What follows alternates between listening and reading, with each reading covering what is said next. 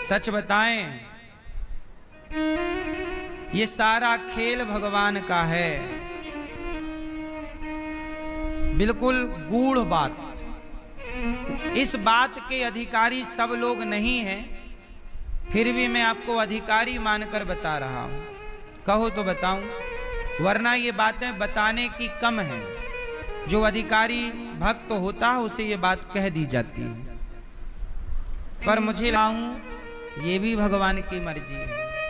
और आज आप यहाँ, आप क्यों अनादर करते हो? किसी संत का, किसी भक्त का तिरस्कार ना करो, ठीक है? अपमान ना करो,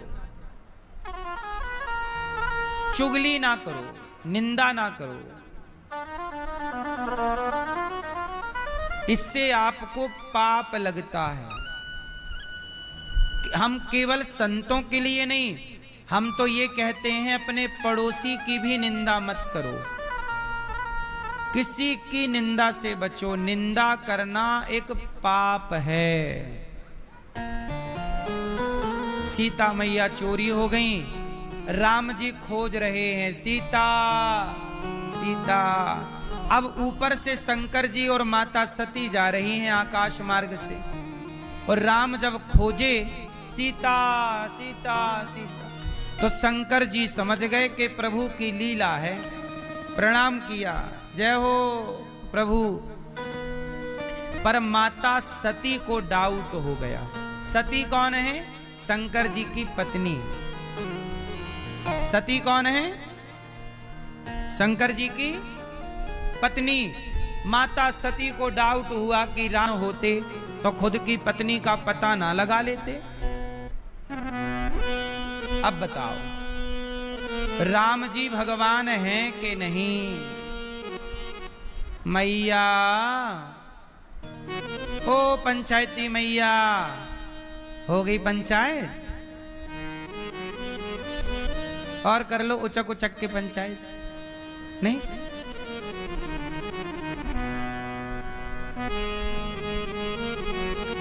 ये बताओ, राम जी भगवान हैं या नहीं?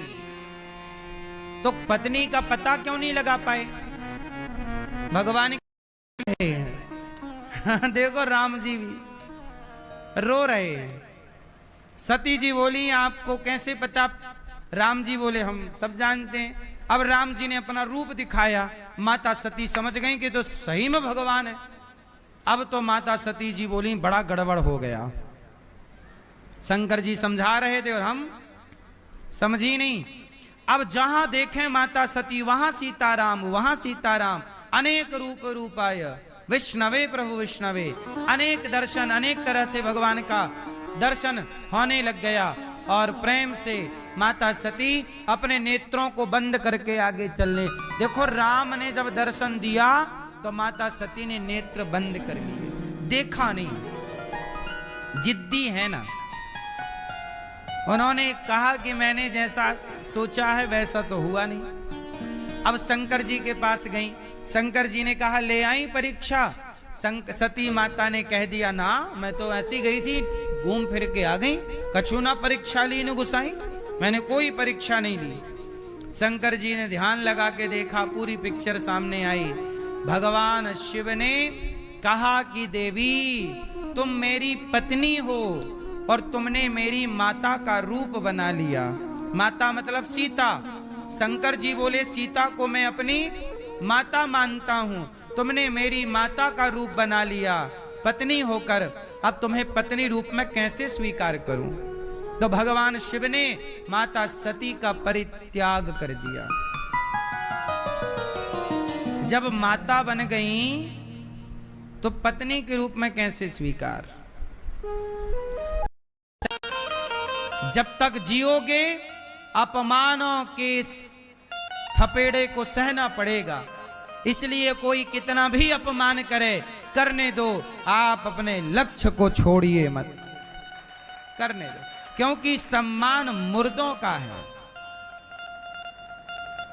सही है गलत है? सम्मान किसका है? मुर्दों का है। सम्मान से कंधे पर बिठाएंगे, उसके लिए बोलेंगे राम नाम सत्य है। और जहां 4 लोग बैठेंगे वहां पंचायत करे थे, फलाने बहुत अच्छे थे, और जिंदा थे तो यही 2-2 घंटे निंदा चूली करते थे। सही है गलत है? इसलिए ये दुनिया झूठी है, दुनिया का व्यवहार भी झूठा है। इस झूठे व्यवहार में आप ना उलझ जाना। सम्मान अपमान के बंधनों को तोड़ दो।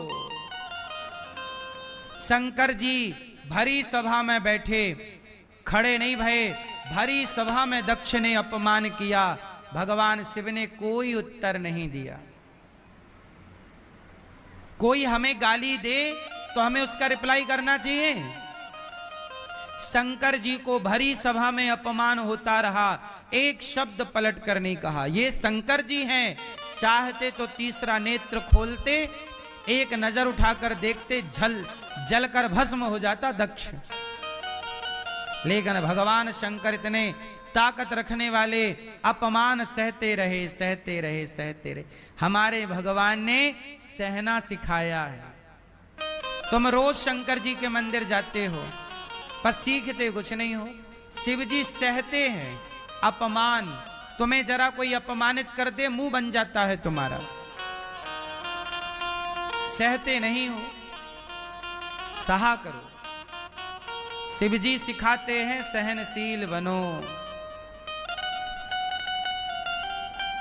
उनका नाम है उत्तम। क्या नाम है? ध्रुव और उत्तम। ध्रुव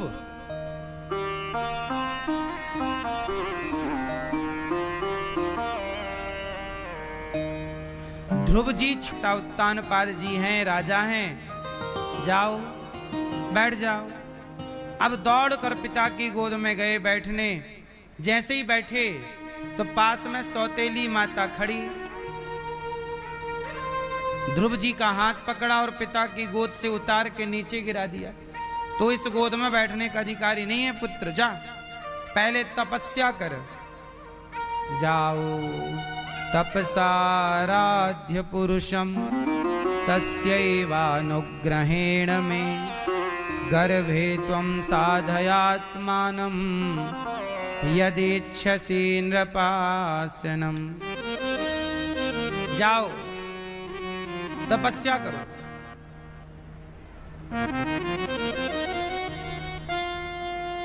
जाओ। अब अपमान जब हुआ तो ध्रुव जी महाराज मां के पास गए। मां, क्या हुआ? मां ने अपमान कर दिया, कह दिया कि तू अभागिन का बेटा है, मैं क्या करूं मां? तब मां सुनीति ने कहा बेटा तू तपस्या कर, जा। अब ध्रुव जी बोले मां ये भगवान क्या तपस्या, क्या मैं कुछ जानता नहीं हूं।